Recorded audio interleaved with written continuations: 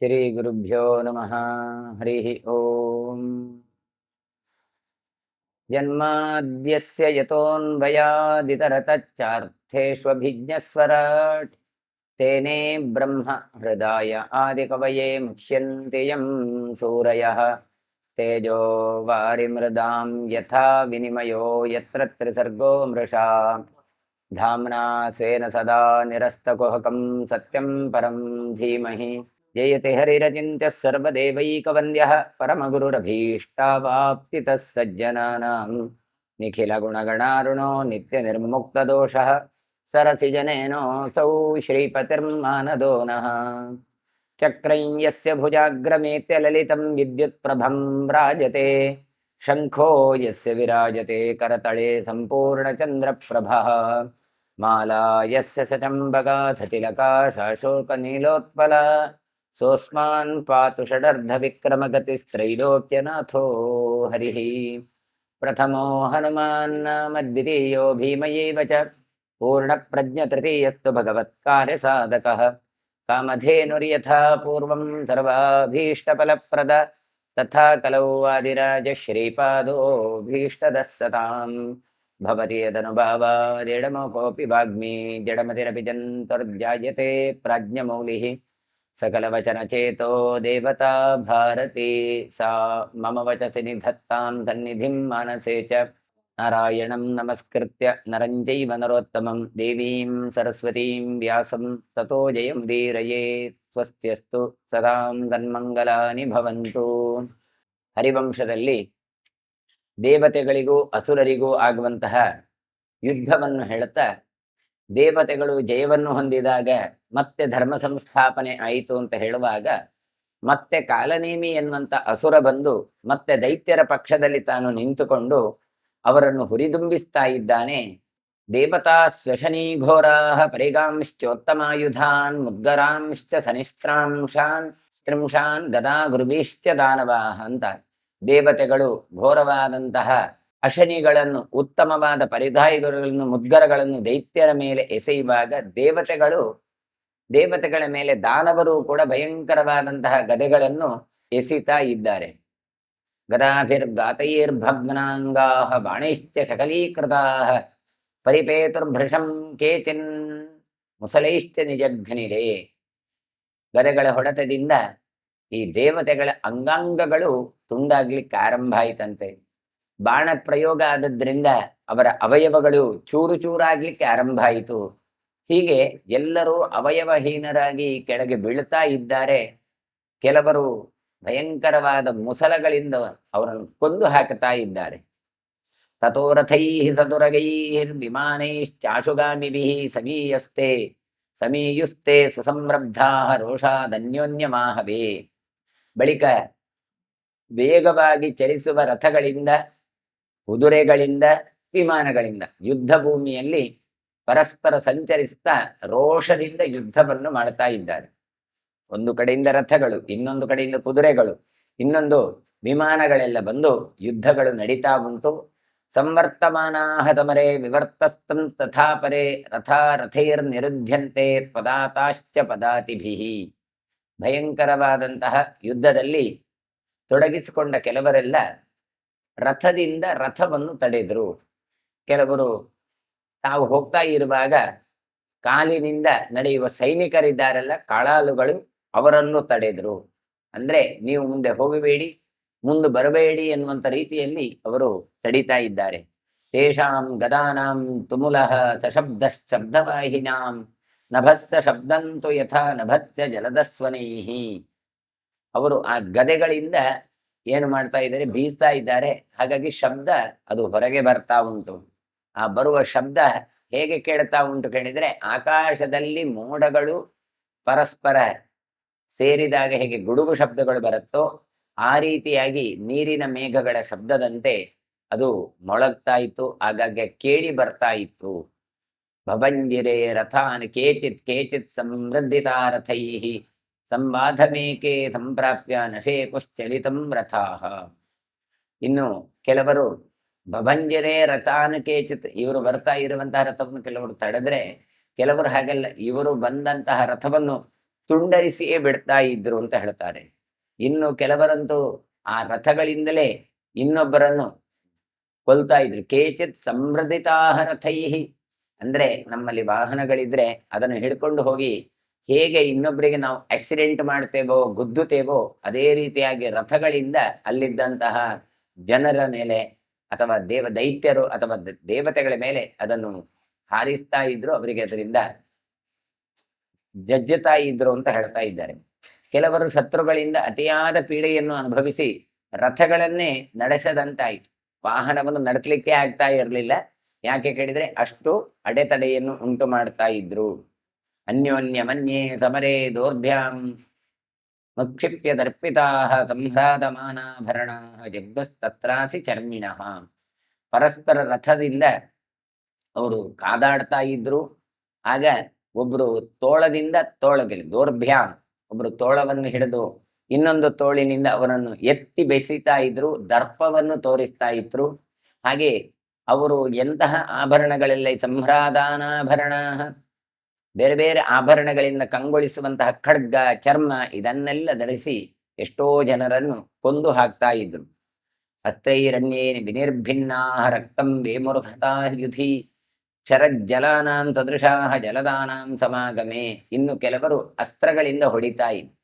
ಯುದ್ಧದಲ್ಲಿ ಕೆಲವರು ರಕ್ತವಾಂತಿಯನ್ನೇ ಮಾಡ್ತಾ ಇದ್ರು ಅಂತ ಹೇಳ್ತಾರೆ. ರಕ್ತಂ ವೇಮುರ್ಹತಾ ಯುಧಿ, ಅದು ಹೇಗೆ ರಕ್ತವನ್ನೆಲ್ಲ ಸುರಿಸ್ತಾ ಇದ್ರು ಕೇಳಿದ್ರೆ, ಮೋಡಗಳೆಲ್ಲ ಒಟ್ಟಾದ್ರೆ ಹೇಗೆ ಮಳೆ ಬರ್ತಾ ಇತ್ತೋ ಅದೇ ರೀತಿಯಾಗಿ ಮಳೆ ಬರ್ತಾ ಇತ್ತು. ಯಾವ ಮಳೆ? ನೀರಿಂದಲ್ಲ, ಮತ್ತೆ ರಕ್ತದ ಮಳೆ ಹರಿತಾ ಇತ್ತು.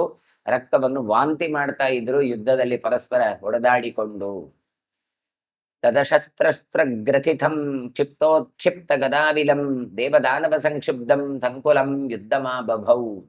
ಆ ಎರಡೂ ದೈನ್ಯ, ದೇವತೆಗಳದ್ದು ಮತ್ತೆ ದಾನವರ ಪರಸ್ಪರ ಶಸ್ತ್ರಗಳ ಎಸವಿಕೆಯಿಂದಾಗಿ ಬಡಿತಾ ಇದ್ದಾರೆ. ಹಾಗಾಗಿ ಗದೆಗಳಿಂದಲೇ ಆ ಜಾಗ ಯುದ್ಧದ ಸ್ಥಳ ತುಂಬಿ ಹೋಗಿತ್ತು ಅಂತ ಹೇಳ್ತಾರೆ. ಅಂತೂ ದೇವದಾನವರು ಇಬ್ರು ಕೂಡ ಸೇರಿ ಸಂಕುಲ ಯುದ್ಧವನ್ನು ಮಾಡ್ತಾ ಇದ್ರು ಅಂತ ಹೇಳ್ತಾರೆ. ತದ್ದಾನವ ಮಹಾಮೇಘಂ ದೇವಾಯುಧ ವಿರಾಜಿತಂ ಅನ್ಯೋನ್ಯ ಬಾನಹರ್ಷಂತು ಯುದ್ಧ ದುರ್ದಿನ ಮಾ ಬಭೌ. ಆ ದಾನವರು ಏನು ಮಾಡ್ತಾ ಇದ್ರು ಹಾಗೆ ಹೇಳಿದ್ರೆ, ಬೊಬ್ಬೆ ಹೊಡಿತಾ ಇದ್ರಂತೆ ಯುದ್ಧ ಆಗುವಾಗ. ಮಹಾ ಮೋಡಗಳು ಶಬ್ದ ಬರುವ ಹಾಗೆ ಶಬ್ದ ಮಾಡ್ತಾ ಇದ್ರು.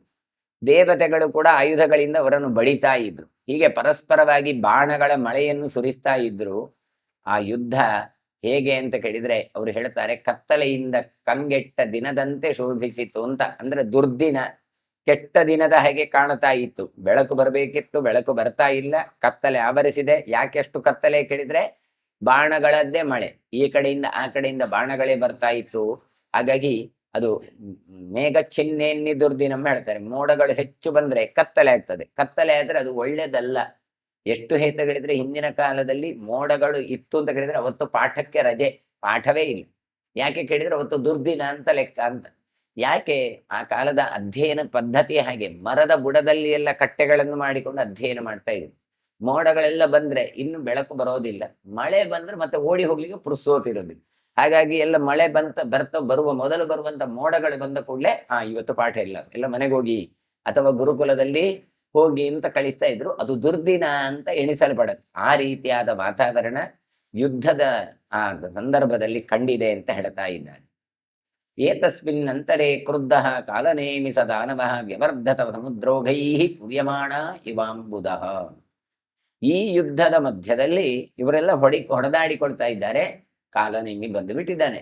ಅವ ಹೇಗಿದ್ದಾನೆ? ಕ್ರುದ್ಧನಾಗಿದೆ, ಬಹಳ ಸಿಟ್ಟುಗೊಂಡಿದ್ದಾನೆ ಆತ. ಹಾಗಾಗಿ ತಾನು ದಾನವರ ಜೊತೆಗೆ ಬಂದಿದ್ದಾನೆ. ನೋಡಿದ್ರೆ ಹೇಗೆ ಕೇಳಿದ್ರೆ ಸಮುದ್ರದ ನೀರನ್ನು ತುಂಬಿಸಿಕೊಂಡಂತಹ ಕಾಲಮೇಘನ ಹಾಗೆ ತಾನು ಬೆಳೆದು ನಿಂತಿದ್ದಾನೆ. ತಾನು ಎಲ್ರಿಗೂ ಮೇಲೆ ತಾನು ಸಿಟ್ಟಿನಿಂದ ಕಪ್ಪಾಗಿರುವಂತಹ ಕಾಲನೇಮಿ ತಾನು ತನ್ನ ಪ್ರಭಾವವನ್ನು ಬೀರ್ತಾ ಇದ್ದಾನೆ. ತಸ್ಯ ವಿದ್ಯುಚ್ಚಲ ಪೀಡಾ ಪ್ರದೀಪ್ತಾಶನಿ ನಿರ್ಮರ್ಶಿನಃ ಗಾತ್ರಾನ್ನಾಗ ಶಿಖಾ ಪ್ರಖ್ಯಾಹ ವಿನಿಷ್ಟೇಶುರ್ಬಲಾಹಕಾಹ. ಬಾಣಗಳು ಆ ಕಡೆ ಈ ಕಡೆ ಹೊಡ್ತಾ ಇದ್ದಾವೆ. ಇಂಥ ಸಂದರ್ಭದಲ್ಲಿ ಅದು ಹೇಗೆ ಕಂಡಿತು ಕೇಳಿದ್ರೆ ಮಿಂಚಿನಂತೆ ಅದು ಬೆಳಗುತ್ತಾ ಇತ್ತಂತೆ. ಆಗಾಗ ಮೋಡಗಳು ಬಂದಾಗ ಸಿಡಿಲುಗಳು ಬರ್ತಾ ಇತ್ತು. ಆ ಸಿಡಿಲಿನ ಜ್ವಾಲೆಯ ಹಾಗೆ ಅದು ಕಾಣ್ತಾ ಇತ್ತು ಮಧ್ಯೆ ಮಧ್ಯೆ ಬರುವಂತಹ ಆ ಬಾಣಗಳೆಲ್ಲ. ಹಾಗಾಗಿ ಆ ಸರ್ಪಗಳ ಜ್ವಾಲೆಗಳಂತೆ ಅವರ ದೇಹದಿಂದ ಅದು ಸುರಿತಾ ಇತ್ತು, ಬಾಣದ ಮಳೆ ಅಂತ ಹೇಳ್ತಾರೆ. ಅಂತೂ ಮೋಡಗಳು ಎಲ್ಲ ಅಲ್ಲಿ ಪೀಡಿಸುವ ಹಾಗೆ ಕಾಣ್ತಾ ಇತ್ತು. ಮೋಡದ ಹಾಗೆ ಬಂದದ್ದು ಬಾಣಗಳು, ಮೋಡಗಳಲ್ಲ, ಆದ್ರೆ ಕಣ್ಣು ಕಾಣುವಾಗ ಮೋಡಗಳ ಹಾಗೆ ಕಾಣ್ತಾ ಇತ್ತು. ಆ ಕಾಲನೇಮಿ ಏನು ಮಾಡ್ತಾ ಇದ್ದ ಕೇಳಿದ್ರೆ, ಕ್ರೋಧಾನ್ನಿಶ್ವತತಸ್ತಸ್ಯ ಭ್ರೂಭೇದ ಸ್ವೇದಹರ್ಷಿಣಃ ಸಾಗ್ನಿ ನಿಶ್ವೇಶ ಪವನಾಹ ಮುಖಾನ್ನಿಶ್ಚೇರುವರ್ಚಿಷಃ. ಕಾಲನೇಮಿ ಸಿಟ್ಟುಕೊಂಡಿದ್ದಾನೆ, ಹಾಗಾಗಿ ನಿಟ್ಟಿಸಿರು ಬಿಡ್ತಾ ಇದ್ದಾನೆ. ಎರಡೂ ಹುಬ್ಬುಗಳು ಕೂಡ ಗಂಟಿಕ್ಕಿಕೊಂಡಿದ್ದಾನೆ. ಸಿಟ್ಟು ಬಂದಾಗ ಎರಡು ಹುಬ್ಬುಗಳು ಗಂಟಿಕ್ಕಿಕೊಂಡಿದ್ದಾನೆ.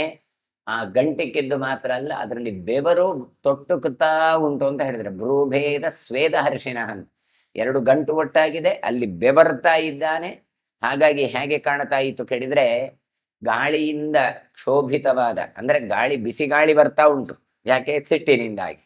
ಅದರ ಜೊತೆಗೆ ಅಗ್ನಿ ಕಣಗಳು ಬರ್ತಾ ಉಂಟು.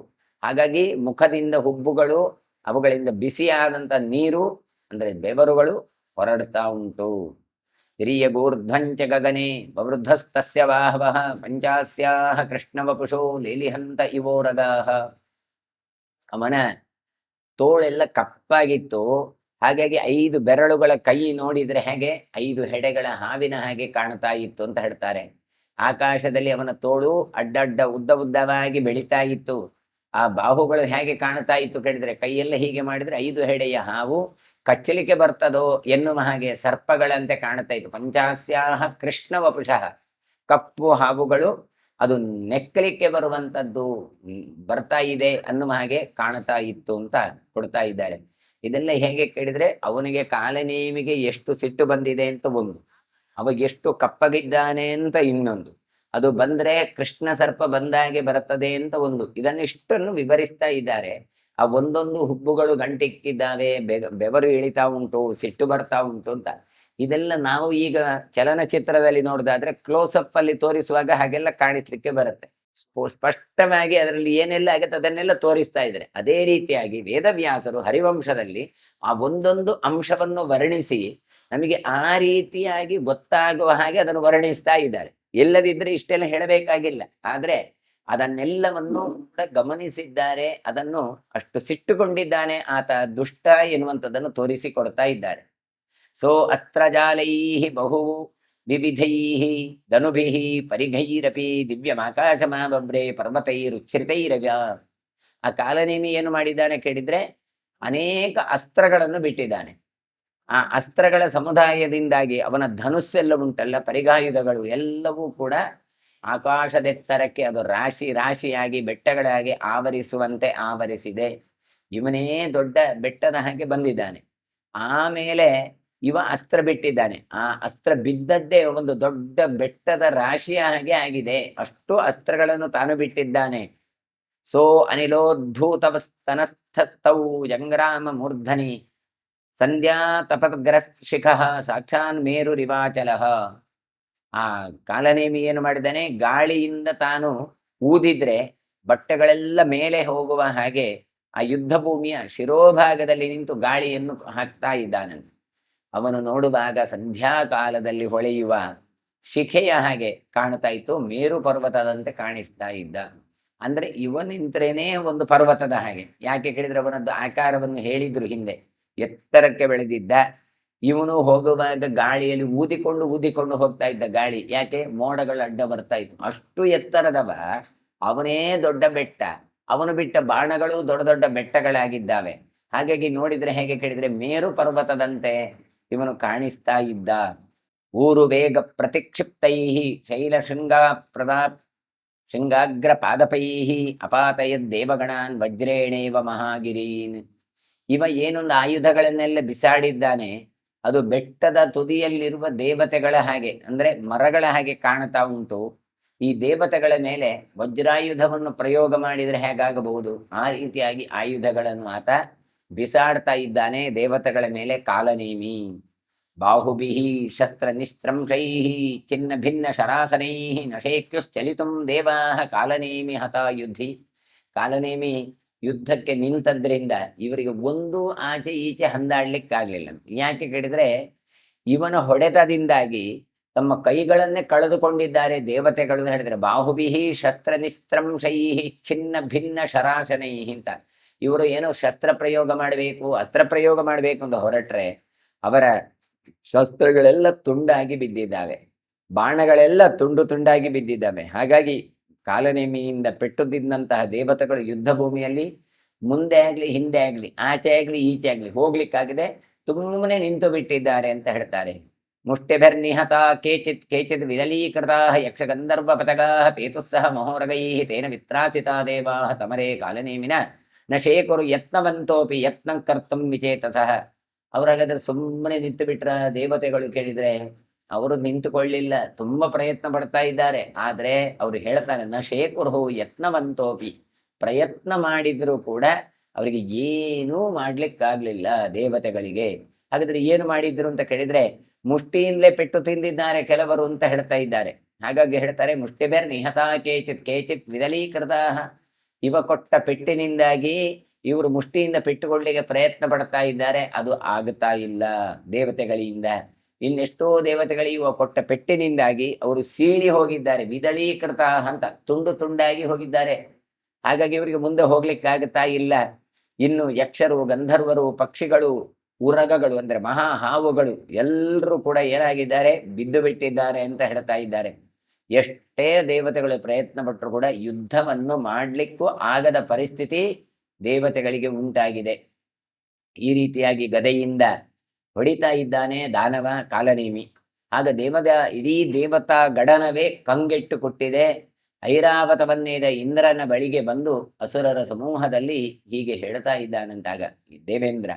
ನೋಡಿ, ಐರಾವತ ಗತಂ ಶಕ್ರಂ ಉವಾಚಾರಿ ಸಂಸದಿ ಅಂತ ಐರಾವತವನ್ನೇರಿದ ಇಂದ್ರನ ಬಳಿ ಬಂದು ಅಸುರರ ಸಮೂಹದಲ್ಲಿ ಹೀಗೆ ಹೇಳ್ತಾರೆ, ಆಗಚ್ಚಾಗಚ್ಚ ದೇವೇಂದ್ರ ನತ್ವಂ ಭವತೆ ವೃತ್ರಹನ್ ಏಷತೆ ಗದೆಯ ಶಕ್ರೋ ಶಿರೋಭೇತ್ಸ್ಯಾಮಿ ಪಶ್ಯತ. ಎಲ್ಲಿ ಹೋಗಿದ್ದಿ ಇಂದ್ರ? ದೇವತೆಗಳಿಗೆ ಒಂದು ಚೂರು ಯುದ್ಧ ಮಾಡ್ಲಿಕ್ಕಾಗ್ತಿಲ್ಲ, ಅಸುರರು ಬೊಬ್ಬೆ ಹೊಡಿತಾ ಇದ್ದಾರೆ. ಇಂದ್ರ ಬಾ ಇಲ್ಲಿ, ನೀನೇನು ಹೇಳ್ತಾ ಇದ್ದೆಲ್ಲ, ವೃತ್ರ ಹತ್ಯೆಯನ್ನು ಮಾಡಿದವ, ವಜ್ರಾಯುಧವನ್ನು ಹಿಡ್ಕೊಂಡದಲ್ಲ, ಇನ್ನು ಏಷತೆ ಗದೆಯ ಶಕ್ರ, ನಿನ್ನ ಗದೆಯನ್ನು ನಾನು ನೋಡ್ತಾ ಇರುವಾಗಲೇ ನಿನ್ನ ತಲೆಯನ್ನು ನಾವು ತುಂಡರಿಸಿ ಬಿಡುತ್ತೇವೆ, ಎಲ್ಲಿ ಇದ್ದಿ ಇಂದ್ರ, ನಿನ್ನನ್ನು ಬಿಡೋದಿಲ್ಲ ಅಂತ ಹೇಳ್ತಾ ಇದ್ದಾನೆ. ಅದ್ಯ ಪ್ರಭೃತಿ ದೇವೇಂದ್ರೋ ದಾನವೇಂದ್ರೋ ಅಹಮಚ್ಯುತಃ ಭವಿಷ್ಯಾಮಿನ ಸಂದೇಹೋ ಹತ್ವಾ ತ್ವಾಂ ಉಗ್ರ ಪೌರುಷಂ. ಕಾಲನೇಮಿ ಹೇಳ್ತಾ ಇದ್ದಾನೆ, ವೃತ್ರ ಹತ್ಯೆ ಮಾಡಿದವ ಅಂತ ಕೊಚ್ಚಿಕೊಳ್ತಾ ಇದ್ದೆಲ್ಲ, ಇನ್ನು ಮುಂದೆ ಅದನ್ನು ನೀನು ಬಿಟ್ಟು ಬಿಡಬೇಕು. ಯಾಕೆ? ನಿನ್ನನ್ನೇ ನಾನು ಕೊಂದು ಬಿಡ್ತೇನೆ, ವೃತ್ರ ಹತ್ಯೆ ಮಾಡಿದವನು ಇರೋದಿಲ್ಲ. ಹಾಗಾಗಿ ಇನ್ನು ಮುಂದೆ ನಿನಗೆ ಕ್ರೆಡಿಟ್ ಬರೋದಿಲ್ಲ, ವೃತ್ರನನ್ನು ಹತ್ಯೆ ಮಾಡಿದವ ಅಂತ ಹೇಳಿ. ಇಷ್ಟುಮಲ್ಲ, ಮತ್ತೆ ಹೇಳ್ತಾನೆ, ದಾನವೇಂದ್ರ ನಾನು, ನೀನಲ್ಲ ದೇವೇಂದ್ರ, ನಾನು ದಾನವೇಂದ್ರನಾಗಿದ್ದೇನೆ. ಹಾಗಾಗಿ ನಿಸ್ಸಂದೇಶವಾಗಿ ಉಗ್ರವಾದ ಪೌರುಷದಿಂದ ನಿನ್ನನ್ನು ಕೊಂದು ನಾನು ಮೆರೀತೇನೆ, ಇದರಲ್ಲಿ ಸಂಶಯ ಬೇಡ ಅಂತ ಕಾಲನೇಮಿ ಬೊಬ್ಬೆ ಹಿಡಿತಾ ಇದ್ದಾನೆ. ಇತಿ ಬ್ರುವಂತಂ ಸಮರೇ ವೃತ್ರಃ ವಜ್ರಮಾದದೆ ಜಘಾನ ತರಸಾ ಶಕ್ರೋ ವಜ್ರೇಣ ಸಹಿದಾನವಂ. ಈ ರೀತಿಯಾಗಿ ಕಾಲನೇಮಿ ಹೇಳ್ತಾ ಇರುವಾಗಲೇ ಆ ಯುದ್ಧದಲ್ಲಿ ಇಂದ್ರ ಬರ್ತಾ ಇದ್ದಾನೆ. ಏನು ಮಾಡಿದ್ದಾನೆ ಇಂದ್ರ? ವೃತ್ರನನ್ನು ಕೊಂದಂತಹ ಇಂದ್ರ ವಜ್ರಾಯುಧವನ್ನು ತನ್ನ ಕೈಗೆ ಹಿಡ್ಕೊಂಡಿದ್ದಾನೆ. ದಾನವನಾದ ಕಾಲನೇಮಿಯನ್ನು ಭಯಂಕರವಾದ ವಜ್ರಾಯುಧದಿಂದ ಹೊಡಿಲಿಕ್ಕೆ ಆರಂಭ ಮಾಡಿದ. ಜಘಾನ ತರಸಾ ಶಕ್ರ ಅಂತ ಅಂದ್ರೆ ಇಲ್ಲಿ ಆ ವಜ್ರಾಯುಧ ಅಂತ ಹೇಳುವಾಗಲೇ ಅದರ ಹಿಂದೆ ವರ್ಮ, ನಾರಾಯಣ ವರ್ಮದ ಮಹತ್ವ, ಮಂತ್ರದ ಮಹತ್ವ, ಬ್ರಾಹ್ಮಣರ ಮಹತ್ವ, ದುಷ್ಟರನ್ನು ಮರ್ದನೆ ಮಾಡುವ ಇಂದ್ರ ಎನ್ನುವಂಥದ್ದನ್ನು ತೋರಿಸಿಕೊಡ್ತಾ ಇದ್ದಾರೆ. ವಜ್ರಂ ತದ್ರಕ್ಷಸಂ ಪ್ರಾಪ್ಯ ಬಹುಧಾ ಸಮಪದ್ಯತ ಅಶಕ್ತಂ ವಜ್ರಮಾಸೀತ್ತು ದಾನವಂ ಹಂತು ಮೋಜಸ.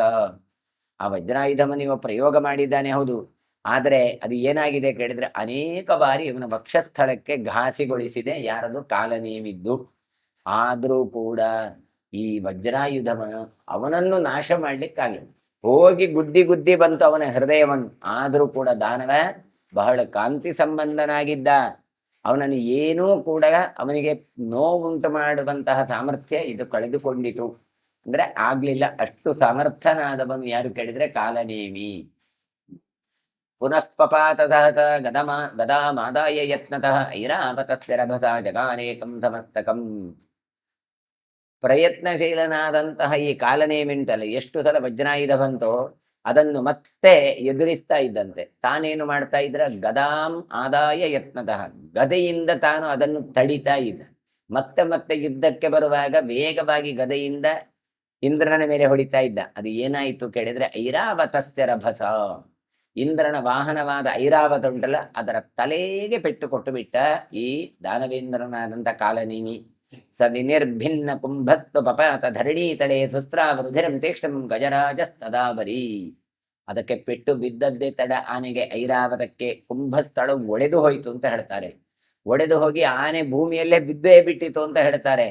ಬಿದ್ದದ್ದು ಮಾತ್ರ ಅಲ್ಲ, ಮಹಾಬಲಿಷ್ಠನಾದ ಗಜರಾಜನ ತಲೆಯಿಂದ ಸುಸ್ರಾವರುಧಿರಂ ರಕ್ತ ಸುರಿಲಿಕ್ಕೆ ಆರಂಭ ಆಯಿತು. ಪುನಶ್ಚ ಗದಯಾ ರಾಜನ್ ತಯಾ ಸಮರಮೂರ್ಧನಿ ಜಗಾನ ದಾನವೇಂದ್ರತ್ವ ವೃತ್ರಹಂತಾರ ಮೋಜಸ. ಆ ಕಾಲನೇಮಿ ಏನು ಮಾಡ್ತಾನೆ, ಮತ್ತೆ ತನ್ನ ಗದೆಯಿಂದ ಹಿಡಿದುಕೊಂಡು ಝಳಪಿಸ್ತಾ ಯುದ್ಧ ಭೂಮಿಯಲ್ಲಿ ಶಿರಸ್ಥಾನದಲ್ಲಿ ಸಮರಮೂರ್ಧನಿ ಅಂತ ಯುದ್ಧದ ಆ ಸ್ಥಾನದಲ್ಲಿ ವೃತ್ರಹಂತನಾದ ಇಂದ್ರನ ಮೇಲೆಯೇ ಆಕ್ರಮಣ ಮಾಡಿಬಿಟ್ಟೆ, ಇಂದ್ರನಿಗೆ ಹೊಡೆದ. ಉತ್ಸೃಜ್ಯ ಸಹತ ಶಕ್ರೋ ಗಜರಾಜಂ ಪುರಂದರ ಭಿನ್ನ ವರ್ಮಸ್ಥಿತ ನಿತಯ ಭಿನ್ನ ವರ್ಮಾಸ್ಥಿ ನಿತಯೋ ಮಮತ್ ಶೋಣಿತಮುತ್ತಮಂ. ಪುರಂದರ ಅಂತ ಆಗಿನ ಇಂದ್ರ ಆತ ಏನು ಮಾಡ್ತಾನೆ, ಗಜರಾಜನನ್ನು ಬಿಟ್ಟ, ಐರಾವತವನ್ನು ಈಗ ಬಿಟ್ಟು ತನ್ನೆಲ್ಲ ಕವಚರಗಳನ್ನೆಲ್ಲ ಹಾಕಿಕೊಂಡು ಬಂದಿದ್ದಾನೆ. ಭಯಂಕರವಾಗಿ ರಕ್ತವನ್ನೆಲ್ಲ ಗಜರಾಜ ಅಂದ್ರೆ ಐರಾವತ ಕಾರ್ತಾ ಉಂಟು. ಉತ್ಸೃಜ್ಯ ಸಹತ ಶಕ್ರೋ ಗಜರಾಜಂ ಪುರಂದರ. ಹಾಗಾಗಿ ಅದನ್ನು ಆನೆಯನ್ನು ಬಿಟ್ಟು ತಾನು ಮತ್ತೆ ಈ ಕಡೆ ಬರ್ತಾನೆ. ಪಪಾತೋರ್ವಿಯ ಮಹಾರಾಜ ಕಿಂಚಿತ್ ವಿಶ್ರಮ್ಯ ಭೂತಲೆ ಉತ್ಸೃಜ್ಯ ಸಹಚ ಶಕ್ರ ಸ್ವರ್ಗಲೋಕಂ ಮಹೀಪತೆ ಮನುಷ್ಯಲೋಕಂ ಸಂಪ್ರಾಪ್ಯ ಮಾನುಷೀಂ ತನುಮಾವ್ರಜತ್. ಇಂದ್ರ ಭೂಮಿಯಲ್ಲಿ ಬಿದ್ದು ಬಿಟ್ಟಿದ್ದಾನೆ ಈಗ ಆನೆಯ ಜೊತೆಗೆ ಅಂತ ಹೇಳ್ತಾರೆ. ಸ್ವಲ್ಪ ಸಮಯ ಭೂಮಿಯಲ್ಲೇ ವಿಶ್ರಾಂತಿಯನ್ನು ಪಡ್ಕೊಂಡಂತೆ ಇಂದ್ರ. ಅಂದ್ರೆ ಕೂಡ್ಲೆ ಏಳ್ಲಿಕ್ಕಾಗ್ಲಿಲ್ಲ ಅಂತ ಹೇಳ್ತಾರೆ ನೋಡಿ. ಕಿಂಚಿತ್ ವಿಶ್ರಮ್ಯ ಭೂತಲೆ, ಇರ್ಲಿ ನೋಡುವ, ಸ್ವಲ್ಪ ರೆಸ್ಟ್ ಆದ್ರೂ ಮಾಡುವ, ಹೇಗೂ ಪೆಟ್ಟು ಹೊಡೆಯುವುದು ಉಂಟೆ ಇಲ್ಲ ಅಂತೇಳಿ ನೆಲದಲ್ಲಿ ಬಿದ್ದುಕೊಂಡಿದ್ದಾನೆ. ಮತ್ತೆ ಉತ್ಸೃಜ್ಯ ಸಹಚ ಶಕ್ರ, ಕೂಡ್ಲೆ ಇವಾಗ ಬಿದ್ನೋ ಏನೋ ಸತ್ನೋ ಏನೋ ಅಂತ ಲೆಕ್ಕಾಚಾರ ಮಾಡುವ ಹೊತ್ತಿನಲ್ಲಿ ಮತ್ತೆ ಎದ್ದು ಕೂತಿದ್ದಾನೆ. ಮತ್ತೆ ಏನು ಮಾಡಿದ್ದಾನೆ, ಸ್ವರ್ಗಲೋಕವನ್ನು ಬಿಟ್ಟು ಭೂಮಿಗೆ ಬಂದು ಮನುಷ್ಯ ಶರೀರವನ್ನು ಪಡ್ಕೊಂಡಿದ್ದಾನೆ ದೇವೇಂದ್ರ ಅಂತ ಹೇಳ್ತಾರೆ. ತೇನ ಶಕ್ರ ಸಹಸ್ರಾಕ್ಷ ಸ್ಯಂದಿತ ಶರಬಂಧನೇ ಐರಾವತಸ್ತದಾ ಸಂಖ್ಯೆ ಚಲಿತು ನ ಶಶಾಕಃ. ಇಂದ್ರ ಏನು ಮಾಡ್ತಾನೆ, ತನ್ನ ಬಾಣಗಳಿಂದ ತಾನು ಆ ಸಹಸ್ರಾಕ್ಷ ತನ್ನ ಬಾಣ ಪ್ರಯೋಗವನ್ನು ಮಾಡ್ತಾ ಇದ್ದಾನೆ. ಅಷ್ಟು ಹೊತ್ತಿಗಾಗುವಾಗ ಕಾಲನೇಮಿ ಬಿಡ್ತಾನ, ಅವನು ಬಾಣ ಪ್ರಯೋಗವನ್ನು ಮಾಡಿದ್ದಾನೆ. ಹಾಗಾಗಿ ಇಂದ್ರ ಆ ಬಾಣಗಳ ಬಂಧನದಿಂದ ಕಟ್ಟಲ್ಪಟ್ಟಿದ್ದಾನೆ. ಅಂದ್ರೆ ಆ ಬಾಣಗಳು ಸುತ್ತ ಉಂಟು. ಹಾಗಾಗಿ ಇಂದ್ರನಿಗೆ ಏನೂ ಮಾಡ್ಲಿಕ್ಕಾಗ್ತಾ ಇಲ್ಲ, ಮುಂದುವರಿಲಿಕ್ಕಾಗ್ತಾ ಇಲ್ಲ. ಐರಾವತ ಆದರೂ ಉಂಟ ಕೇಳಿದ್ರೆ ಇಲ್ಲ, ಅದು ಚಲಿತುಮ್ನ ಶಶಾಕಃ. ಐರಾವತವು ಒಂದು ಹೆಜ್ಜೆ ಇಡ್ಲಿಕ್ಕಾಗ್ತಾ ಇಲ್ಲ, ಅದು ತಲೆ ಒಡೆದೋಗಿದೆ, ರಕ್ತ ಸುರಿಸ್ತಾ ಉಂಟು, ನೆಲದಲ್ಲಿ ಬಿದ್ದು ಬಿಟ್ಟಿದೆ. ಆಗ ನಿರ್ಜಲಾಂಬೋಧ ಸದೃಶೋ ನಿರ್ಜಲಾರ್ಣವ ಸಮಪ್ರಭ ನಿರ್ವ್ಯಾಪಾರ ಕೃತಸ್ಥೇನ ವಿಪಾಶೋ ವರುಣೋ ಮೃಧೆ. ಕಾಲನೇಮಿ ಮತ್ತೆ ಯುದ್ಧದಲ್ಲಿ ಬಂದಿದ್ದಾನೆ. ಆ ವರುಣ ಏನು ಹಿಂದೆ ತನ್ನ ಪಾಶವನ್ನೆಲ್ಲ ಬಿಟ್ಟಿದ್ದ, ಆ ಪಾಶಗಳನ್ನೆಲ್ಲ ಈತೇನು ಮಾಡಿದ್ದಾನೆ, ತುಂಡು ತುಂಡು ಮಾಡಿ ಬಿಟ್ಟಿದ್ದಾನೆ. ಹಾಗಾಗಿ ವರುಣ ನೀರಿಲ್ಲದ ಮೋಡದಂತಾಗಿ ಹೋಗಿದ್ದಾನೆ ಅಂತ ಹೇಳಿದೆ, ಅಥವಾ ನೀರಿಲ್ಲದ ಸಮುದ್ರದ ಹಾಗೆ. ನಿರ್ವ್ಯಾಪಾರ ಕೃತಸ್ಥೇನ ವಿಪಾಶೋ ವರುಣೋ ಮೃಧೆ, ನೀರಿಲ್ಲದ ಸಮುದ್ರ, ಹಗ್ಗವಿಲ್ಲದ ವರುಣನ ಹಾಗೆ ಇದ್ದಾನೆ. ಅಂದ್ರೆ ಇವರು ಕಟ್ಟಿದ ಹಿಂದೆ ಏನೆಲ್ಲ ಅಸುರರನ್ನು ಕಟ್ಟಿ ಹಾಕಿದ್ರು ಅದೆಲ್ಲ ಈಗ ಪಾಶಗಳು ಕಳಚಿ ಹೋಗಿದ್ದಾವೆ. ರಣೇ ವೈಶ್ರವಣಸ್ತೇನ ಪರಿಘೈ ಕಾಮರೂಪಿಭಿ ವಿಲಪಲ್ ಲೋಕಪಾಲೇ ತ್ಯಾಜಿತೋ ಧನದಶ್ರಿಯಂ. ಕುಬೇರ ಕೂಡ ಅಲ್ಲಿ ಬಂದಿದ್ದಾನೆ ಯುದ್ಧಕ್ಕೆ ಅಂತ ಹಿಂದೆ ವರ್ಣನೆ ಮಾಡಿದ್ರು. ಹಾಗಾಗಿ ಆ ರಣರಂಗದಲ್ಲಿ ಕಾಮರೂಪಿಗಳಾದಂತಹ ಈ ಕುಬೇರನ ಗಣಗಳೆಲ್ಲ ಪರಿಗಾಯುಧಗಳಿಂದ ಕೂಡಿಕೊಂಡಿದ್ರು. ಆದರೂ ಕೂಡ ಈ ಕಾಲನೇಮಿಯ ಅಟ್ಟಹಾಸದಿಂದ ದುಃಖಿತರಾಗಿ ತಮ್ಮೆಲ್ಲ ಆಯುಧಗಳನ್ನು ಕೂಡ ಕಳ್ಕೊಂಡು ಬಿಟ್ಟಿದ್ದಾರಂತೆ. ಎಲ್ಲ ಹಿಡ್ಕೊಂಡು ಬಂದ್ರು, ಆದ್ರೆ ಅದಕ್ಕಿಂತ ಜೋರಾಗಿ ಕಾಲನೇಮಿ ಯುದ್ಧ ಮಾಡ್ತಾ ಇರೋದ್ರಿಂದ, ಅಂದ್ರೆ ಒಂದು ಕಾಲದಲ್ಲಿ ದೇವತೆಗಳಿಗೆ ವಿಜಯ ಆಗಿತ್ತು, ಈಗ ದಾನವರಿಗೆ ಜಯ ಆಗ್ತಾ ಉಂಟು, ಏನೂ ಮಾಡ್ಲಿಕ್ಕಾಗ್ತಾ ಇಲ್ಲ. ಯಮಃ ಸರ್ಮಹರಸ್ತೇನ ಮೃತ್ಯು ಪ್ರಹರಣೋರಣೆ ಯಾಮ್ಯಾವಸ್ಥಾಮರೋ ನೀತ ಸ್ವಾಂ ದಿಶಮಾವಿಶತ್. ಯಮ ಏನು ಮಾಡಿದ್ದಾನೆ, ಅವನು ಇಲ್ಲಿ ಇದ್ದ ಹಿಂದೆ, ಆದ್ರೆ ಕಾಲನೇಮಿಯಿಂದಾಗಿ ಪೆಟ್ಟು ತಿಂದಿದ್ದಾನೆ ಅಂತ ಹೇಳ್ತಾ ಇದ್ದಾರೆ. ಪೆಟ್ಟು ತಿಂದು ತಾನೇನು ಆಯುಧಗಳನ್ನು ಬಂದಿದ್ದ ಅದನ್ನೆಲ್ಲ ಕಳ್ಕೊಂಡು ಬಿಟ್ಟಿದ್ದಾನೆ. ಕೊನೆಗೆ ದಕ್ಷಿಣದ ಕಡೆಗೆ ತಾನು ಯಮ ಹೊರಟು ಹೋಗಿದ್ದಾನೆ. ನಮಗೆ ಆಶ್ಚರ್ಯ ಆಗತ್ತೆ, ಯಾಕೆ ಹೀಗಾಯ್ತು ಅಂತ. ಅದಕ್ಕೆ ಹಿಂದೆ ಅವರು ಹೇಳಿದ್ರು, ಅವರವರು ತಪಸ್ಸು ಮಾಡಿದ ಫಲವನ್ನು ಅವರು ಅನುಭವಿಸ್ಬೇಕಲ್ಲ. ಆ ತಪಸ್ಸು ಮುಗಿದಾಗ ನಾನು ಬರ್ತೇನೆ ಅಂತ ಭಗವಂತ ಹೇಳಿದ. ಹಾಗೆ ಇಲ್ಲಿ ಕೂಡ ಅಸುರರಿಗೂ ಒಂದು ಕಾಲ ಇರ್ತದೆ, ದೇವತೆಗಳಿಗೂ ಒಂದು ಕಾಲ ಇರ್ತದೆ. ಅವರಿಗೆ ಯಾವತ್ತವರ ಪುಣ್ಯಗಳು ಅವರ ತಪಫಲಗಳು ಕಡಿಮೆ ಆಗತ್ತೋ ಆಗ ಮತ್ತೆ ದೇವತೆಗಳು ಮತ್ತೆ ವಿಜೃಂಭಿಸ್ತಾರೆ. ಹಾಗಾಗಿ ಇಲ್ಲಿ ಈ ಕಾಲನೇಮಿ ತನ್ನ ಸಾಮರ್ಥ್ಯವನ್ನು ತೋರಿಸಬೇಕಾದಂತಹ ಕಾಲ ಆದದ್ರಿಂದ ಅವರದ್ದು ಟೈಮು ಒಳ್ಳೇದುಂಟು. ಅದಕ್ಕೋಸ್ಕರ ಇವರು ಪೆಟ್ಟು ತಿಂದು ಹೋಗ್ತಾ ಇದ್ದಾರೆ ಒಬ್ಬೊಬ್ಬರು ಕೂಡ. ಇಲ್ಲದಿದ್ರೆ ಯಮ ಓಡಿ ಹೋಗುದು ಹೇಳಿದ್ರೆ ಮೃತ್ಯುವೇ ಓಡಿ ಹೋದಾಗೆ ಆಯ್ತು. ಲೋಕಪಾಲಾಸ್ತುತೆ ಸರ್ವೇ ಮಾನುಷೀಂ ತನುಮಾಕ್ಷಿತಾ ವಿಹಾಯ ಸ್ವಪದಂ ರಾಜನ್ ವಿಹರಂತಿ ಸ್ಮ ಮಾನುಷೇ. ಲೋಕಪಾಲಕಲೆಲ್ಲ ಬಂದಿದ್ದಾರೆ, ಇಂದ್ರ ಅಗ್ನಿ ಯಮ ವರುಣಗಳೆಲ್ಲರೂ ಕೂಡ. ಅವರು ಈಗ ಏನು ಮಾಡಿದ್ದಾರೆ ಕೇಳಿದ್ರೆ ಅವರವರ ರೂಪವನ್ನು ಕಳ್ಕೊಂಡು ಹೋಗಿದ್ದಾರೆ. ಕಳೆದು ವಿಹಾಯ ಸ್ವಪದಂ ರಾಜನ್, ಅವರೆಲ್ಲ ಏನು ಮಾಡಿದ್ದಾರೆ ಕೇಳಿದ್ರೆ ತಮ್ಮ ಪೋಸ್ಟಿನಿಂದ ಕೆಳಗೆ ಇಳಿದಿದ್ದಾರೆ, ಪದದಿಂದ ಕೆಳಗೆ ಇಳಿದಿದ್ದಾರೆ. ಮಾನವ ಶರೀರವನ್ನು ಪಡೆದು ವಿಹಾರ ಮಾಡ್ಲಿಕ್ಕೆ ಆರಂಭ ಮಾಡಿದ್ರು.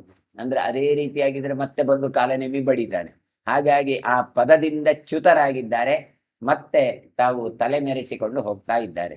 ಅದಕ್ಕೆ ಹೇಳ್ತಾರೆ ವಿಹರಂತಿ ಸ್ಮ ಮಾನುಷೆ, ಮನುಷ್ಯ ಶರೀರವನ್ನು ಧರಿಸಿಕೊಂಡು ಅವರು ಹೋಗ್ತಾ ಇದ್ದಾರೆ. ಸಲೋಕಪಾಲಾನುತ್ಪಾದ್ಯ ಹೃತ್ವ ತೇಷಾಂಚ ಕರ್ಮ ತತ್ ದಿಕ್ಷು ಸರ್ವಾಸು ದೇಹಂ ಸ್ವಂ ಚತುರ್ಧ ವಿಧತೆ ಚ ತತ್. ಕಾಲನೇಮಿ ಏನು ಮಾಡಿದ್ದಾನೆ, ಲೋಕಪಾಲಕರನ್ನೆಲ್ಲ ಕೆಳಗೆ ಬೀಳಿಸಿದ್ದಾನೆ.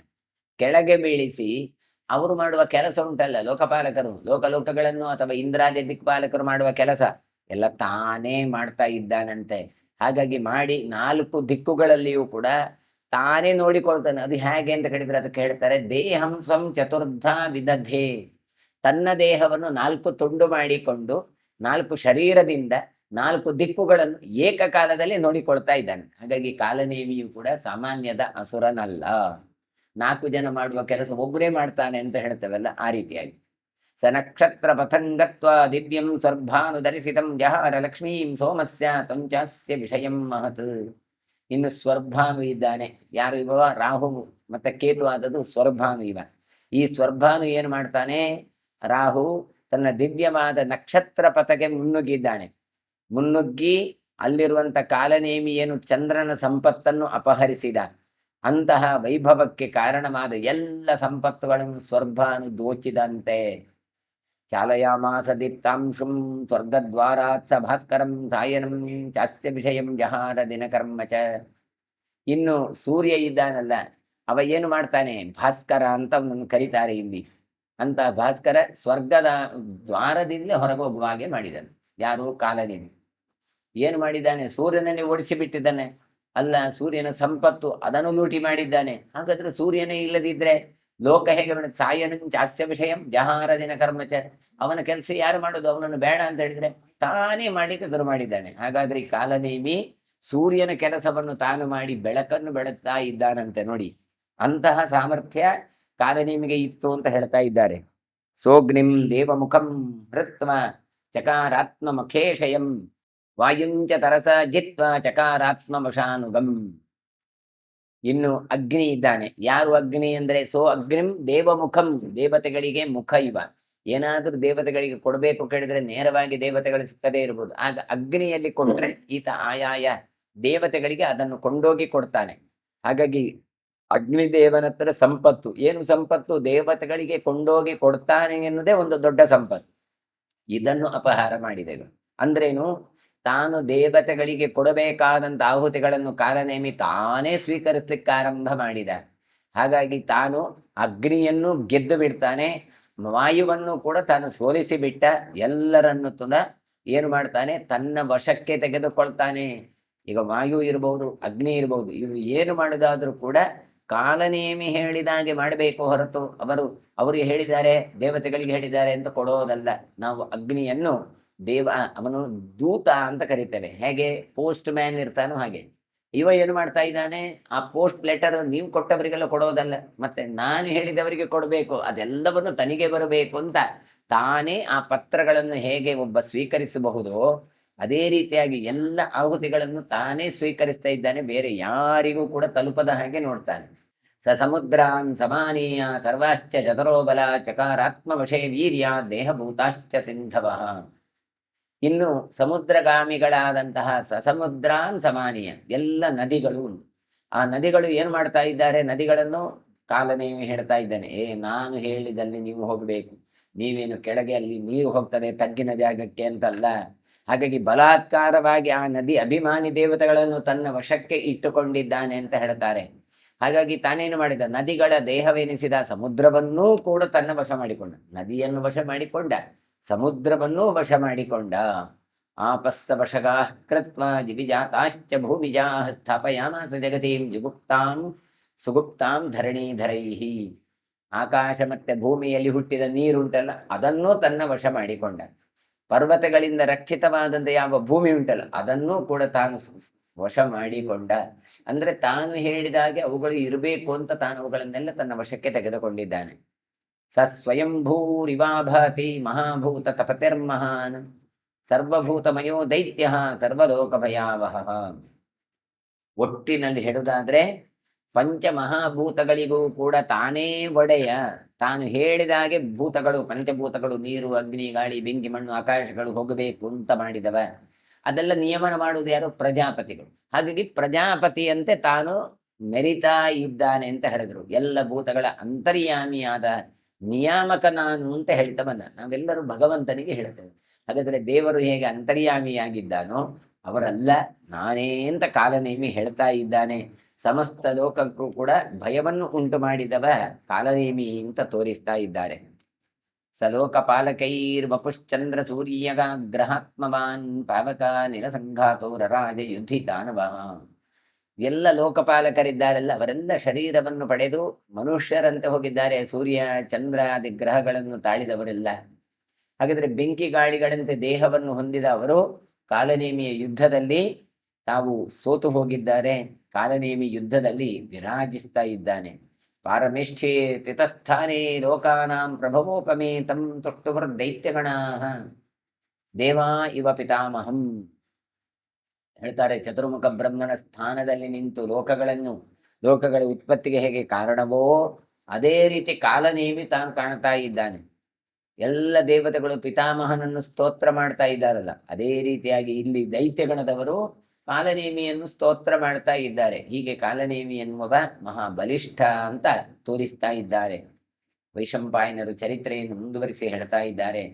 ಪಂಚತಂ ನಾಭ್ಯವರ್ತಂತ ವಿಪರೀತೇನ ಕರ್ಮಣ ವೇದೋ ಧರ್ಮ ಕ್ಷಮಾ ಸತ್ಯಂ ಶ್ರೇಷ್ಠ ನಾರಾಯಣಾತ್ಮಿಕ.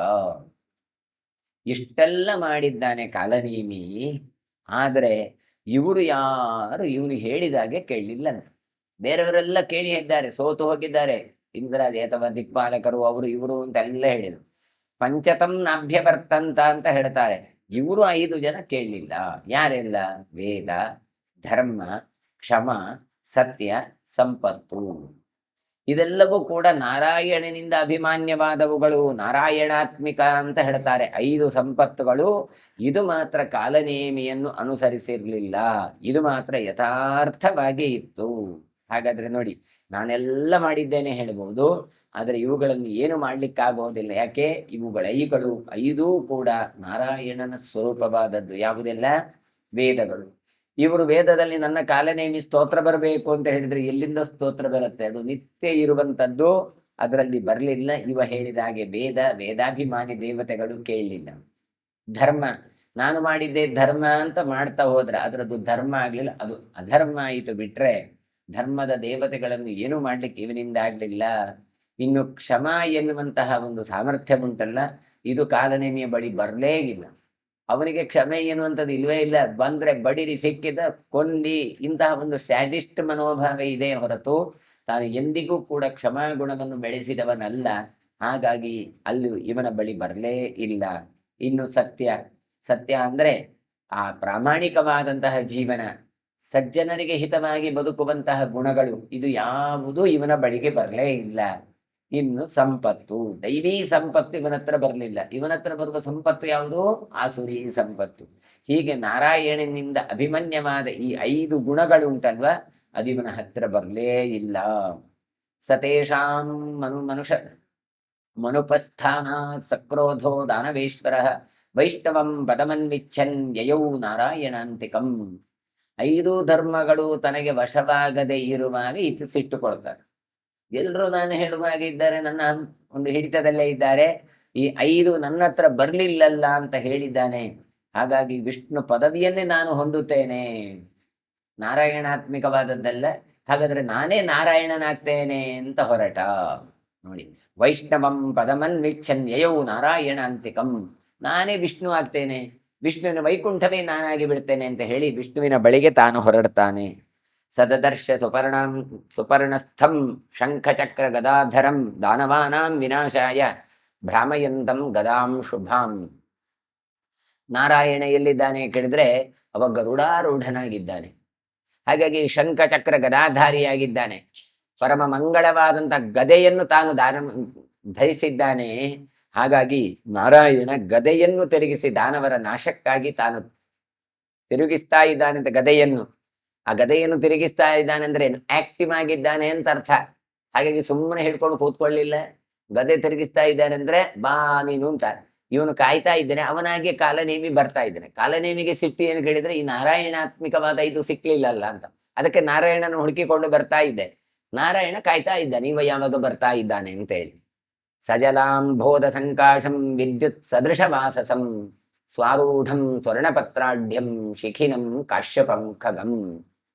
ಹೇಗಿದ್ದಾನೆ ನಾರಾಯಣ ಅಂತ ಕೇಳಿದ್ರೆ ಸಜಲಾಂಬೋಧ ಸಂಕಾಶಂ, ಮೇಘದ ಹಾಗೆ, ಮೋಡದ ಹಾಗೆ. ಮೋಡದಲ್ಲಿ ಎರಡು ರೀತಿ, ಒಂದು ನೀರಿರುವ ಮೋಡ, ಒಂದು ನೀರಿಲ್ಲದ ಮೋಡ.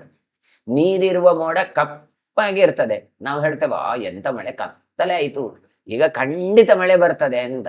ಮೋಡ ಬಂದಾಗ ಮಳೆ ಬರ್ತದೆ ಅಂತ ಹೇಳೋದಿಲ್ಲ. ಆದರೆ ನೀರನ್ನು ತುಂಬಿಸಿದ ಮೋಡ ಅದು ಕಪ್ಪಗಾಗಿರ್ತದೆ, ಘನೀಭೂತವಾಗಿರುತ್ತೆ. ಆ ರೀತಿಯಾದಂಥ ಮೇಘಶ್ಯಾಮ ಕೃಷ್ಣ ವಿಷ್ಣು ಅಂತ ಕರಿತಾ ಇದ್ದಾರೆ. ಇನ್ನು ಅವನು ಹಾಕಿದ ಬಟ್ಟೆ ಉಂಟಲ್ಲ, ಅದು ಹೇಗೆ ಉಂಟು? ವಿದ್ಯುತ್ ಸದೃಶ ವಾಸಸಂ, ಒಳ್ಳೆ ಮಿಂಚಿನಂತೆ ಅದು ಹೊಳಿತಾ ಉಂಟಂತೆ. ಹಾಗಾದ್ರೆ ಮೋಡಗಳು ಬಂದಾಗ, ನೀರು ತುಂಬಿದಾಗ ಹಾಗೆ ಏನಾಗುತ್ತೆ, ಸಿಡಿಲು ಬರ್ತಾ ಇರ್ತದೆ. ಹಾಗೆ ಇವನ ಸಿಡಿಲು ಯಾವುದು ಕೇಳಿದ್ರೆ ಬಟ್ಟೆಗಳು ಒಳ್ಳೆ ಹೊಳಿತಾ ಉಂಟು ಅಂತ ಹೇಳ್ತಾ ಇದ್ದಾರೆ. ಇನ್ನು ಶಿಖಿನಂ ಕಾಶ್ಯಪಂ ಖಗಂ, ಕಶ್ಯಪನ ಮಗ ಯಾರು? ಶಿಖಾವುಳ್ಳಂತಹ ಗರುಡ. ಹಾಗಾಗಿ ಬಂಗಾರದ ರೆಕ್ಕೆಗಳಂತೆ ಅವನದ್ದು ಗರುಡನದ್ದು. ಸ್ವಾರೂಢಂ ಸ್ವರ್ಣಪತ್ರಾಢ್ಯಂ, ಬಂಗಾರದ ರೆಕ್ಕೆಗಳುಂಟು. ಹಾಗಾಗಿ ಮನೋಹರವಾದ ಗರುಡನ ಮೇಲೆ ಇವ ಕೂತಿದ್ದಾನೆ. ಹಿಂದೆ ಹೇಳಿದ್ರು ಅವನಿಗೆ 5 ಬಣ್ಣಗಳನ್ನು ಹಾಕಿಕೊಂಡವ ಈ ಗರುಡ. ಹಾಗಾಗಿ ಒಳ್ಳೆ ಬಣ್ಣದ ರೆಕ್ಕೆಗಳುಳ್ಳಂತಹ ಗರುಡನ ಮೇಲೆ ಮಹಾವಿಷ್ಣು ಇದ್ದಾನೆ. ದೃಷ್ಟ್ವಾ ದೈತ್ಯ ವಿನಾಶಾಯ ರಣೇ ಸ್ವಸ್ಥಮವಸ್ಥಿತಂ ದಾನವೋ ವಿಷ್ಣುಮಕ್ಷೋಭ್ಯಂ ಬಭಾಷೆ ಕ್ಷುಬ್ಧ ಮಾನಸಃ. ಇಂತಹ ಯುದ್ಧದಲ್ಲಿ ದೈತ್ಯರನ್ನು ನಾನು ವಧೆ ಮಾಡ್ತೇನೆ ಅಂತ ಸ್ವಸ್ಥನಾಗಿ ಕೂತಿದ್ದಾನೆ. ಅದಕ್ಕೋಸ್ಕರ ಹೇಳ್ತಾರೆ ಇವನನ್ನು ಅಕ್ಷೋಭ್ಯಂ, ವಿಷ್ಣುಂ ಅಕ್ಷೋಭ್ಯಂ, ಕ್ಷೋಭೆಗೆ ಒಳಗಾಗದಂತಹ ವಿಷ್ಣುವನ್ನು ಕಂಡ. ಯಾರು? ಇವನು ದಾನವನಾದಂತಹ ಕಾಲನೇಮಿ. ಆದ್ದರಿಂದ ಇವ ಏನಾದ? ಕ್ಷುಬ್ಧ ಮಾನಸ, ಇವ ಕ್ಷೋಭೆಗೆ ಒಳಗಾದ.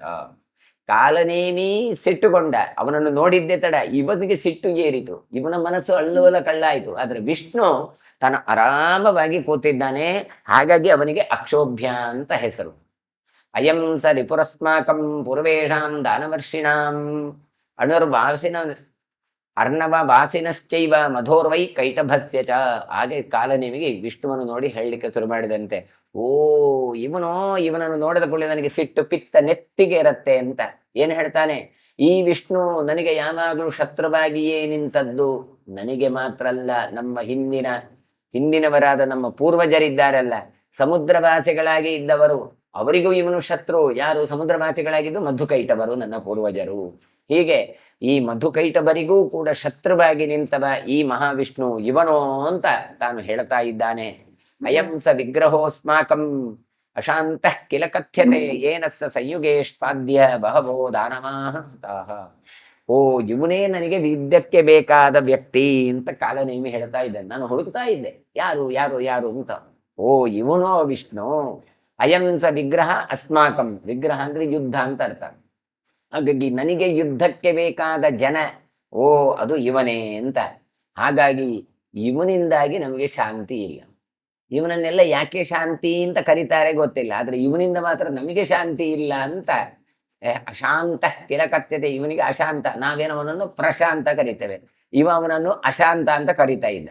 ಹಾಗಾಗಿ ಇವನಿಂದಾಗಿ ನಮ್ಮ ಅನೇಕ ಪೂರ್ವಜರು, ನಮ್ಮ ಹಿರಿಯರು, ಅಥವಾ ಬಹವೋ ದಾನವೋ ಹತಾಹ, ನಮ್ಮೆಲ್ಲ ದಾನವರು ಯಾರಿದ್ದಾರೆ ಅವರೆಲ್ಲರೂ ಕೂಡ ಯುದ್ಧದಲ್ಲಿ ಸತ್ತದ್ದು. ಅಯಂ ಸ ನಿರ್ಘೃಣೋ ಯುದ್ಧೇ ಸ್ತ್ರೀ ಬಾಲ ನಿರಪತ್ರಪ ಏನ ದಾನವ ನಾರೀಣಾಂ ಸೀಮಂತೋದ್ಧರಣಂ ಕೃತಂ.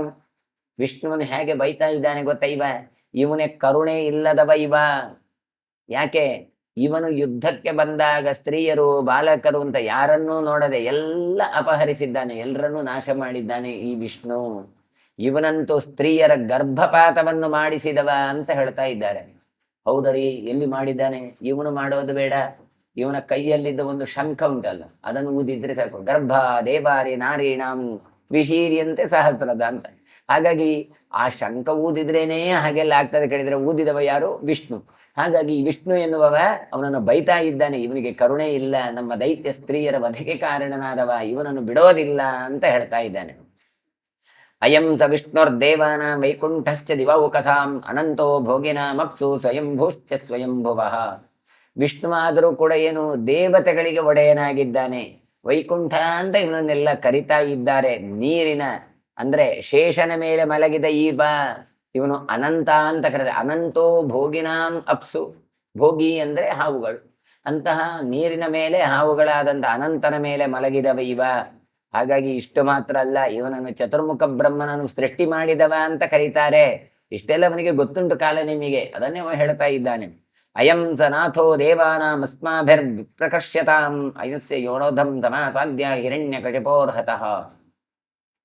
ದೇವತೆಗಳಿಗೆ ಇವನೇ ಒಡೆಯ. ಹಾಗಾಗಿ ನಮ್ಮ ದ್ವೇಷಕ್ಕೆ ಕಾರಣ ಯಾರು ಕೇಳಿದ್ರೆ ಇವನೇ ಮಹಾವಿಷ್ಣು.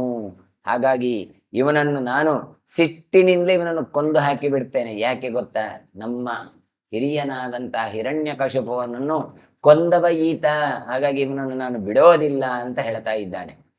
ಅಸ್ಯ ಛಾಯಾಂ ಸಮಾಶ್ರಿತ್ಯ ದೇವಾ ಮಖೆ ಮಖೇ ಸ್ಥಿತಾ ಅಜ್ಜಂ ಮಹರ್ಷಿ ವಿದತ್ತಂ ಅಶ್ನುಮಂತಿ ತ್ರಿಧಾಹುತಂ. ಇವನ ನೆರಳನ್ನು ಆಶ್ರಯಿಸಿಕೊಂಡೇ ಯಜ್ಞದಲ್ಲಿ ದೇವತೆಗಳು ಇರುವಂಥದ್ದು. ವಿಷ್ಣು ಬಂದದ್ರಿಂದ ದೇವತೆಗಳು ಇದ್ದಾರೆ. ಹಾಗಾಗಿ ಇವ ಏನು ಮಾಡ್ತಾನೆ? ಯಜ್ಞದಲ್ಲಿ ಕೊಟ್ಟಂತ ಆಹುತಿಗಳನ್ನು ತಾನು ಸ್ವೀಕಾರ ಮಾಡುವವ. 3 ವಿಧವಾದಂತ ಆಹಾರಗಳನ್ನು ತಾನು ಸ್ವೀಕಾರ ಮಾಡ್ತಾ ಇದ್ದಾನೆ. ತುಪ್ಪವನ್ನೇ ಇವನ ಅಧೀನವಾಗಿಟ್ಟುಕೊಂಡು ದೇವತೆಗಳೆಲ್ಲ ಅದನ್ನು ಪ್ರಸಾದ ಅಂತ ಸ್ವೀಕಾರ ಮಾಡ್ತಾ ಇದ್ದಾರೆ. ಹಾಗಿದ್ರೆ 3 ವಿಧವಾದದ್ದು ಯಾವುದು ಕೇಳಿದ್ರೆ ಆವಹನೀಯ, ಗಾರ್ಹಪತ್ಯ, ದಾಕ್ಷಿಣಾತ್ಯ ಅಂತ ಅಗ್ನಿಗಳು. ಈ ಅಗ್ನಿಗಳಿಗೆ ಕೊಟ್ಟಂತ ಆಹಾರ ಏನುಂಟು, ತುಪ್ಪವೇ ಮೊದಲಾದಂತ ಯಜ್ಞದಲ್ಲಿರುವ ಹವಿಸ್ಸನ್ನು ಈತನು ಪ್ರಸಾದ ಅಂತ ತಾನು ಸ್ವೀಕರಿಸ್ತಾ ಇದ್ದಾರೆ. ಅಯಂ ಸ ನಿಧನೆ ಹೇತು ಸರ್ವೇಷಾಂ ದೈವತದ್ವಿಷಾಂ ಅಸ್ಯ ಚಕ್ರಂ ಪ್ರವಿಷ್ಟಾನಿ ಕುಲಾನ್ಯಸ್ಮಾತ್ ಮಧ್ಯ ವೈ. ದೇವತೆಗಳನ್ನು ದ್ವೇಷಿಸುವ ಇವನೇ ನಮ್ಮ ಮರಣಕ್ಕೆ ಕಾರಣಾದವ. ಇವನ ಅನೇಕ ಕುಲಗಳನ್ನು, ನಮ್ಮ ಅನೇಕ ದೈತ್ಯ ಕುಲಗಳನ್ನು ನಾಶ ಮಾಡಿದವ ಇಂತಹ ವಿಷ್ಣು ನನ್ನ ಜೊತೆಗೆ ಇದ್ದಾನೆ, ಇವನನ್ನು ಬಿಡೋದಿಲ್ಲ, ಇವನನ್ನು ನಾಶ ಮಾಡ್ತೇನೆ ಅಂತ ತಾನು ಬೊಬ್ಬಿಡ್ತಾ ಇದ್ದಾನೆ. ಹೀಗೆ ಈ ಕಾಲನೇಮಿ ಎನ್ನುವವ ವಿಷ್ಣುವನ್ನು ಕಂಡು ಬೊಬ್ಬೆ ಹೊಡಿತಾ ಇದ್ದಾನೆ. ಮುಂದೆ ಏನೆಲ್ಲ ಆಗತ್ತೆ ಇನ್ನು ವಿಚಾರಗಳನ್ನು ಮತ್ತೆ ನಾಳೆ ಸೇರುವಾಗ ಚಿಂತನೆ ಮಾಡುವಂತ ಹೇಳ್ತಾ ಇವತ್ತಿನ ಪ್ರವಚನ ಮಂಗಳಗೊಳಿಸ್ತೇನೆ. ಶ್ರೀ ಕೃಷ್ಣ ಅರ್ಪಣಮಸ್ತು. ವಾಚ ಮನಸೇಂದ್ರಿಯೇರ್ವಾ ಬುದ್ಧ್ಯಾತ್ಮನ ವನುಸೃತ ಸ್ವಭಾವಂ ಕರೋಮಿ ಯದ್ಯ ಸಕಲಂ ಪರಸ್ಮೈ ನಾರಾಯಣಾಯೇತಿ ಸಮರ್ಪಯಾಮಿ. ಶ್ರೀಕೃಷ್ಣ ಅರ್ಪಣಮಸ್ತು. ಶ್ರೀಕೃಷ್ಣಾಯ ನಮಃ. ಓಂ ಶ್ರೀಕೃಷ್ಣ ಕಮಲನಾಥೋ ವಾಸುದೇವಃ ಸನಾತನಃ ವಸುದೇವಾತ್ಮಜಃ ಪುಣ್ಯೋ ಲೀಲಾ ಮಾನುಷ ವಿಗ್ರಹ ಶ್ರೀವತ್ಸಕೌಸ್ತುಭಧರೋ ಯಶೋದಾ ವತ್ಸಲೋ ಹರಿಃ ಚತುರ್ಭುಜಾತ್ತ ಚಕ್ರಾಚ ಗದಾ ಶಂಖಾದ್ಯುದಾಯುಧಃ ದೇವಕೀ ನಂದನ ಶ್ರೀಶೋ ನಂದಗೋಪಪ್ರಿಯಾತ್ಮಜಃ ಯಮುನಾ ವೇಗಸಂಹಾರಿ ಬಲಭದ್ರಪ್ರಿಯಾನುಜಃ पूतना जीविताहारी शकडासुरभञ्जनः नन्दव्रजजनानन्दे सच्चिदानन्दविग्रहः नवनीतविलिप्ताङ्गो नवनीतनटोनगः नवनीतनमाहारो मुचकुन्दप्रसादकृत षोडशस्त्रीसहस्रे शत्रिभङ्गी मधुराकृतिः सुकमाकमृताब्दिन्दुर्गोविन्दो गोगिनां पतिः